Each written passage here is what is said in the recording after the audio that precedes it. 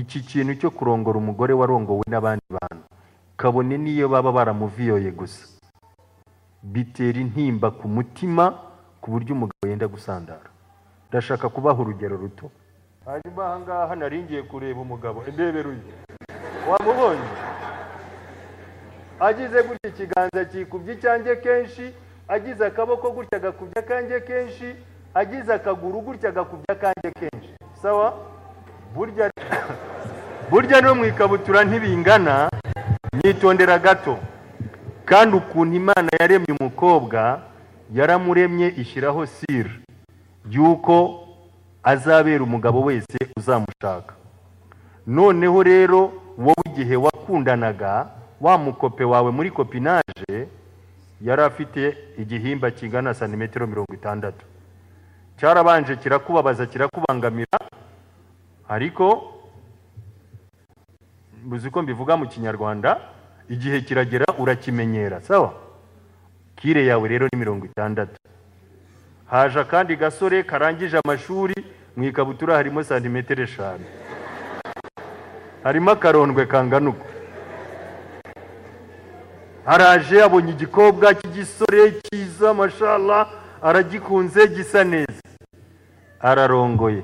Ahacaga imvubu agiye kuhacisha akarondwe. Uru rugo ruzabaho? Nihagira umbwira kuri kwanza umugabo azateraho ka karondwe ke avuga ati subhanallah. Salatu wassalamu ala sayidina Muhammadin sallallahu alayhi wa sallam wa ala alihi wa sahbihi ajma'in. Ishimwe n'ikuzo ni bya Allah subhanahu wa ta'ala. Amahoro n'imigisha bibe ku ntumwa y'Imana Muhammadin sallallahu alayhi wa sallam no ku muryango we n'abasangirangendo be. Nyuma y'ibyo rero bavandimwe b'Islamu, kubeshya se uwa 20 sinamwemera, abamaze kuruha guhangayikishwa n'ubuzima, ngeneye wa wundi nzajya nterura nkajyana aha twigendere. Ntago nkubeshye, je mfite abadamu 2. Umwe namurongoye kuri 18, ubu tumaranye 20. Ubu mfite undi murumuna we wa 18 nanone. Mashallah. Alhamdulillah. Agina basaza baba baraho babona udukumi dutambuka ati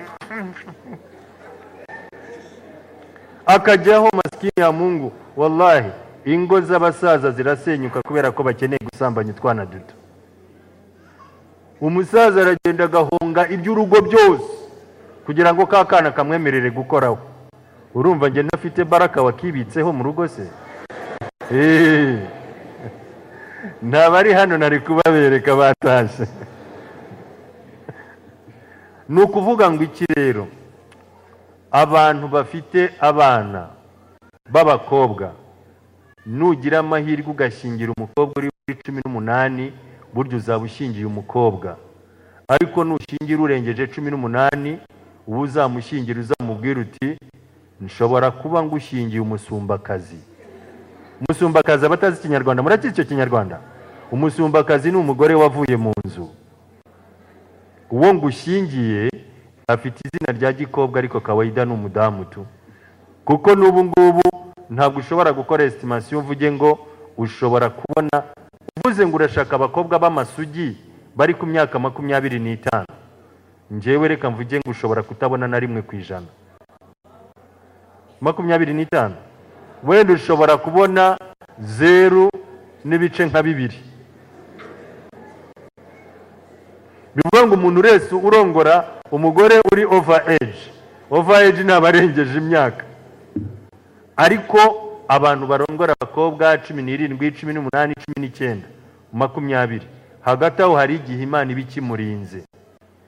17 Allah ashobora kuba kimurinze, 18 Allah ashobora kuba kimurinze.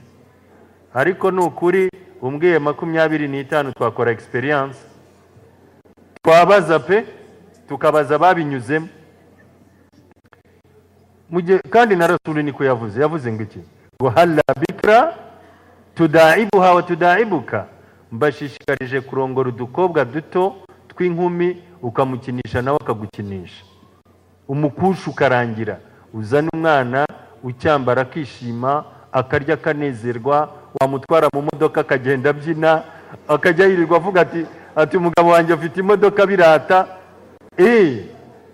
Ariko wari umaze kurenga ibyo, niyo wamuha zahabu, umujinya ntushira, umunya uhora hano.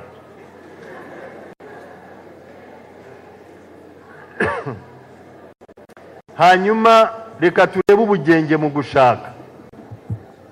Mu gushaka harimo izihe nyungu? Icyambere, kuri babandi bavuga ngo ntibashaka cyangwa abagore badashaka gushaka, inyungu za mbere zo mu gushaka, icyambere ni ukuvuga ngo al-ibqa ala an-naw' al-insani bitanasul an-natij an nikah, ni uburyo bwo kugira ngo ikiremwa muntu kizahoreho. Ubikiremwa muntu kiriho mu nzira zo kubyarana, uburyo bwo kuvuka biva mu kurongora. Ni ukuvuga ngo rero niba udashaka gushaka ntabwo uzabyara, nta buryo ufite bwo kuzabyaramo. Cyangwa ushobora kubyara abana hano mu ishuri bajya bansetsa cyane, bajya bambwira ngo ziriya mpeta abakobwa bambaye ku ntoki ngo zigira icyo zisobanuye. Sinzi bigeze kunyereka ngo iyo bayambaye kuri uru rutoki abavuga ngo namwibitseho, ngo mwibitseho ndamufite, sawa. Yamara kuyambara hano kuri uru akaba yararongowe, ngo iyo yambaye hano abavuga ngo ndacyashakisha, yayambara aha ngo naragumiwe, iyo yambaye kuri uru abavuga ngo ndashaka umwana wa haramu, ndashaka kuntera inda. Muri he? Abantera inda bari he? Wallahi mpaka bakabishyira muri sinye. Ngendi mwarimu nigisha hano, kuba rero mbana n'urubyiruko hari udutekerezo twinshi menya. Hari igihe ubona akazana hano uti se mukobwa ko wambaye impeta hano, ati shehe iyi ngiyi bivuga ngo ndashaka kuntera inda, ndashaka kuntera inda. Aba rero bashobora kutarebwa n'iri tegeko. Gushaka inyungu za mbere ni ukubona umuryango. Ntitubyemeranya ibyo? Uri umugore kugira ngo uzabone abagukomokaho ugomba gushaka, uri umugabo kugira ngo hazaboneke abagukomokaho ugomba gushaka. Icya kabiri ni ukurangiza irari ry'umubiri. Umugore akeneye uwarangiriza irari ry'umubiri we, n'umugabo akeneye uwarangiriza irari ry'umubiri we. Nta kuntu wabibona udashatse, cyangwa hari ubundi buryo wabibona? Igisubizo ntabwo. Nk'abayisilamu nta wavuga ubundi uburyo ushobora kurangiza irari ry'umubiri wawe. Uburyo bwo kurirangiza ni ugushaka. Hanyuma icya gatatu yavuze mu Cyarabu ngo ta'awun kullu min az-zawjayn ala tarbiyati an-nasli wal muhafazati al-hayat. Ni uburyo bw'ubufatanye buba hagati y'umugore n'umugabo mu kurera umuryango. Utangira ari umuryango muto w'abantu batatu, ugakura ukaba washangazi na bibi nande, ugakura ukaba wa mjomba nande, ugakura mpaka igihugu kikuzura abantu. Burya kugira ngo igihugu kibone abantu ni uburyo bwo kugira ngo abantu iyo bashyingiranywe nibwo buryo ubuzima bushobora gukomeza. Abantu badashyingiranywe ubuzima ntabwo bwashoboka. Icya kane ngo ni tanzim al-alaqa bayna ar-rajul wal-mar'a ala asas min tabadul al-huquq wa at-ta'awun al-muthmir fi da'irati al-mawadda wal-mahabba wal-ihtiram wat-taqdir. Umva ushobora kubona izindi nyungu ku cya kane. Tanzim al-alaqa ni umubano mwiza uba hagati y'umugore, umugabo wanjye, umugore wanjye. Urumva icyo kintu ko cyubatse? Umugabo wanjye, umugore wanjye. Icya kabiri biba bishingiye ala tabadul al-huquq. Abantu bose buri wese yubahiriza uburenganzira bwa mugenzi we. Umugabo akubahiriza uburenganzira bw'umugore, n'umugore akubahiriza uburenganzira bw'umugabo. Wa ta'awun, n'ubwuzuzanye. Ubwuzuzanye mu kubaka umuryango, ubwuzuzanye mu by'imari, ubwuzuzanye mu by'iki, ubwuzuzanye mu kurera, hari n'ubwuzuzanye mu kuganira. twebwe bafite ingo abatarazigira Allah azabashoboze muzigire kandi nziza. Iyo ugeze mu rugo hari igihe utanga raporo uvuga uti alhamdulillah uyu munsi nagiye aha byagenze uku, ibi n'ibi byagenze neza. Iyo ufite ubibwira bikuvamo kandi bikanakubaka, hanyuma ubibwira nawe bigaterwa nuko byakira sha aho ababaye rwose ihangane, nuko ihangana nuko buri hari igihe ejo inshallah bizagenda neza. Noneho mukajya ku musego wanyu mukajya inama, mwarangiza mugashyira urubariro ku rugo rwanyu mukiryamira, umwe akareba hano undi akareba, amagambo abarangiye. Hanyuma bishingiye fi dairatil mawadda, bishingiye ku rukundo. Iri jambo al mawadda litandukanye na al mahabba. Al mahabba ni urukundo nshobora kugukunda cyangwa nshobora gukunda umugore wese. Yolo minota se ntureba ba bantu ba basi, ni ukuvuga ngo ni urukundo umuntu ashobora gukunda uwo ari we wese. Ariko icyitwa al mawadda ni urukundo ruboneka ahantu habiri gusa. Al mawadda ni urukundo ruba hagati y'umwana na nyina. Iyo umwana ari ku ibere rya nyina arimo konka, yamureba mu maso aba afite urukundo rutaboneka ahandi. Aramukunda, buri mwana wese akunda nyina kandi amukunda cya gihe afashe ibere maze akamushyira n'agatoki mu kanwa ngo arebe ko yamurya, agasanga atamurya, akonka amureba. Buryo upimye dogere urukundo umwana afitiye nyina ntabwo warubara. Aha kabiri haboneka urukundo rwitwa al mawadda, ni urukundo ruba hagati y'umugore n'umugabo bahuje urugwiro, bari muri gahunda z'urukundo kweli, bakundanye bimwe, buri wese yavuze imitoma yarangiye, umuntu wese akavuga bikarangira. Biba rero hagati y'umugore n'umugabo. Ubu ushobora kubaza umugabo akakubwira ati kwisi ukuyeho mama nkunda umugore wanjye. Mwese siko meze mwabagabo mwe? Havuyeho mama wawe hakurikiraho nde? Hakurikiraho umugore wawe. Namwe madamu mwe wenda havuyeho papa wawe na mama wawe, kwanza ushobora no kubarenza. Njyewe nkeka umugore ashobora gukunda umugabo no kurusha iwabo,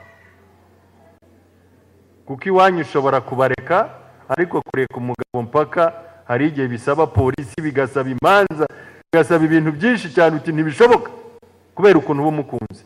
Ngaho nimumbwire rero, ni hehe handi ushobora kubona ubwuzuzanye nk'ubu udashatse mugenzi wawe mu bana? Bagabo, niba ushaka imari uzarongore, Allah ahita gukiza. 99% abagabo bose batunganirwa n'ubuzima bwabo iyo bashatse. Ntawe ndabona kenshi ushaka ngo ubuzima bumanuke. Abenshi iyo bashatse ntibazamuka se, ahita azamuka, ibyari byibanye bikabanuka, akazi katabonetse kabuze kakaboneka, inshuti utabonye ukazibona. Burya iyo umaze kuba umuntu w'umugabo uba ufite ikintu kinini cyane umugore amariye umuntu. Ubu nubona nkatwe twabigeze, Imana izandinde gupfa ntafite umugore wallahi, kubera ko iyo uhari umugore asimbura ibyo nyoko yagukoreraga uri umwana. Nyoko yagukoreraga iki?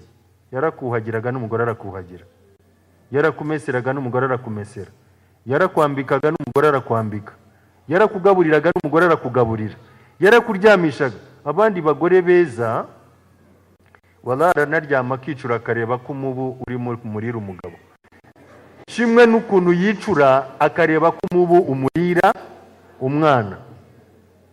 Abantu bafite abagore beza aricura kabisa agahungiza umubu, agakuraho umubu, ugasanga arimo arakubita imibu. We ntiwaryamye abantu umubu wari mwinshi, nibazaga ko urimo kukurya tu. Akima abantu bose agaha wowe, niyo uturyo ari dukeya atwima, agera n'aho atwima umwana akaduha papa wabo. Bivuga ngo rero niba ukeneye umuntu ugukunda, wallahi Allah azaguha umugore mwiza ugukunda, uzumva wishimye. Hanyuma rero mwese murumva mubikunze, gushaka murumva ari byiza inshallah. mu kisilamu iyo ushatse uba wumva ari ibintu byiza. Hanyuma rero tugiye kujya mu mategeko yo gushaka. Imana subhanahu wa ta'ala yashyizeho imbago zo gushaka umugore. Reka duhere muri Qur'ani, duhere muri surati al-Baqara aya 221. Allah subhanahu wa ta'ala aravuga ati a'udhu billahi minash shaitanir rajim. 221 mwayanditse. Tugiye kurambagiza rero. Qur'ani igiye kudufata ukuboko tujye kurambagiza wa mugore tuzakura ibi byiza tumaze kubona dushobora kubona ku bagore beza. Tugiye kumurambagiza. Allah subhanahu wa ta'ala ati wala tankihul mushrikati hatta yu'minna wala ammatu mu'minatun khayrun min mushrikat walau a'jabatkum. Qur'ani iratwigishije rero ngo muramenye ntimuzarongore abagore b'ababangikanyamanakazi, ntimuzashake ababangikanyamanakazi batarabemera. Allah ati umuja w'umwemera aruta umubangikanyamana, kabone n'iyo umubangikanyamana yaba agushimishije. Icyo ngicyo tubanza tukitondere. Igakomeza iti wala tunkihul mushrikina hatta yu'minu, kandi ntimuzashingire ababangikanyamana batabanje kwemera. Wala abdu mu'minun, umugaragu w'umwemera, khayrun min mushrikun walau a'jabakum, ni mwiza kuruta umubangikanyamana, kabone n'iyo umubangikanyamana yaba abashimishije. Tubanze dushyira aba bagore ku munzani vuba vuba. Aba n'igihe cyabo bareke kudushyiraho pressure, tuvuge bike ariko tugere ku ntego. Allah arakubwiye ngo ntuzashake. Bwa mbere urumva ko icyambere ugomba kureba ni imyemerere. Mbere yo kureba ni inzobe, mbere yo kureba ngo afite taye, mbere yo kureba ngo afite amashuri, mbere yo kureba ngo afite umubiri mwiza, mbere yo kureba ngo nakunze indoro ye, nakunze imico ye, icyambere ni umwemera. Oya, niba atari umwemera ni ikizira kumwemera. Aya yarangije ivuga ngo ulaika yad'una ila an-nar, bari ababangikanyamana mwikururira babakurura babajyana mu muriro. Wallahu yad'ukum ila maghfiratin wa rahmatin minhu, Allah akabahamagarira kubabarira ibyaha no kubagirira neza no kubagirira impuhwe zabo. Wallahi aba bantu batoza abakobwa shahadu bagahita babarongora wanajuta. Ibi byo kubona umukobwa ukabona ari inzobe, afite amatayi, mbese afite ibyo umugabo yakundira umugore, ukamureba utebana ngiye kumutoza shahadu, buriya inshallah nzamushyiriraho umwarimu. Uzaririmba uzaririmba urwo mbonye. Hari igihe umurongo yagera mu rugo nko muri ku kwezi kwa Ramadhan, waza kumubyutsa saa 9 z'ijoro utebana byuka uteka idakubana, akubwira atari kabaswayire mugirinda koko ubu muri iki gicuku. Iyo arakubwira ngo abaswayire mugirinda, hase ubu koko ntimurwara amangati. Sasa yamaze ko umugore wawe ari kuyakubwira ngo abaswayire mugirinda. Ahura n'umuntu wamubwira uti ntibyemewe, akakubwira ati kandi mwebwe mufuha gutyo nibwe nkozi z'ibibi. Umubwira amagambo y'Imana akayapinga imbona nkubone. Akakanya umugore arifata akakubwira turabizi njyewe ubuyisilamu mbuvuyemo. Hari umugore n'umugabo bagiranye ikibazo, umusilamu, umugore mwiza cyane ku isura koko, nawe wareba ugakunda. Yabwiye umugabo we ngo njyewe imbere yanjye njyewe, ati njyewe burya n'ubuyisilamu ntabwo nigeze njyamo, ahubwo nagira ngo gusa nibonera umugabo. None rero ubu ngubu umugabo naramubonye, nabyaranye nawe, ntaho ukinjyanye, ubu njyewe nzajya njya gusenga mu badive, niryo dini ryanjye. Urakora ikizi? Wamaze kujya mu nkiko, wamaze kujya he, biragushobera pe. Aba bagore batari abasilamu, hari n'igihe umugore akubwira ati njyewe icyo nangira abayisilamu barafuha. Abandi umuntu yari inshuti, umuntu ashobora kuba inshuti y'umuryango, rimwe na rimwe ntunamukumire ku mugore wawe.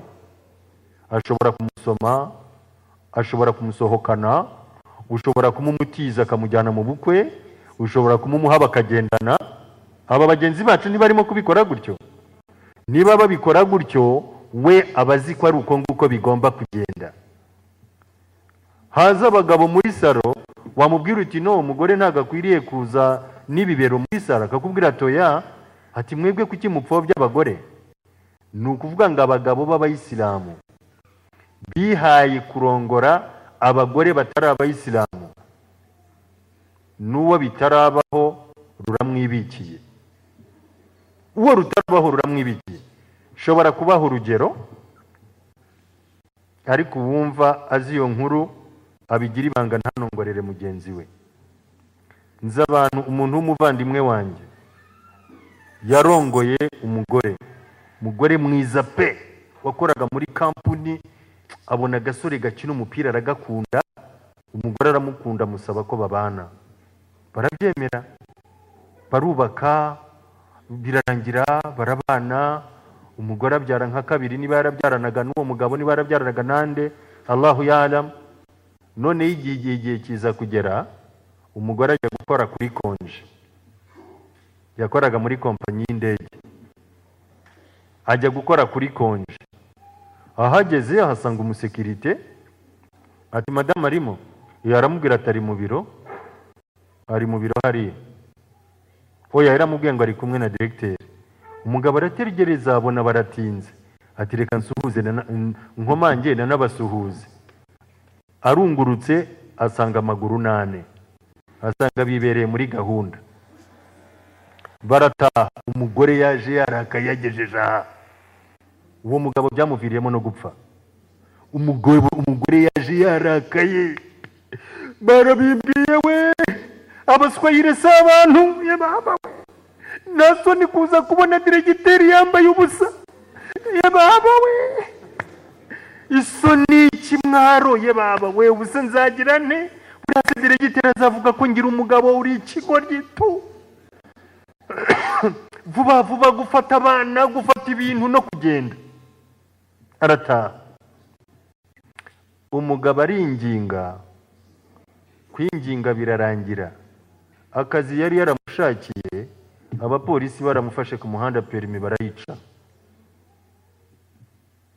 Umugabo muri 1994 yabaye acuruza amafi. Acuruza amafi ariya yo ku Gataro.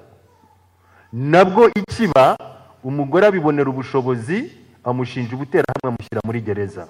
Yarapfuye, anaguye, yongeye ahambwa n'abanyururu. Umugore yaravuze ati nta kigoryi ndabona nk'umugabo w'umuyisilamu. Hasoni urarunguruka diregiteri, ahubwo se ngewe ahubwo wankira ko nashyiraho urugi tukabonana. Yarakaye umujinya ukomeye. Umugabo ndakubwira ngo ni nako ubuzima bwe bwarangiye. Bwarangiriye iyo ngiyo kubera ko yagiye kurunguruka diregiteri. Abantu b'abaturanyi bacu ntabwo bemera gufuhirwa n'abagabo babo. Mu gihe gufuha mu Buyisilamu ari ibada. Noneho yakuriye iyo, yize kaminuza, yagize babagabo bo muri primaire, agira abo muri secondaire muri troncome, agira aho yize secondaire yari ahafite inshuti. Kandi nabwo nduguzangu, wallahi byari hatari sana. Iki kintu cyo kurongora umugore warongowe n'abandi bantu, kabone niyo baba baramuviyoye gusa, bitera intimba ku mutima ku buryo umugabo yenda gusandara. Ndashaka kubaha urugero ruto.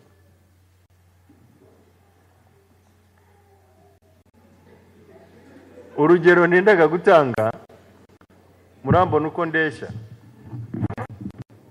Ahari ushobora kuba mfite metero, ugereranyije metero 68, zibaye nyinshi ni na 70, sibyo? Dore ikiganza uko kingana, n'utundi n'akaboko niki. Hanyuma ahangaha naringiye kureba umugabo, ndebera uyu, wamubonye agize gutya ikiganza kikubye icyanjye kenshi, agize akaboko gutya gakubye kanjye kenshi, agize akaguru gutya gakubya kanje kenshi sawa burya rero no mu ikabutura ntibingana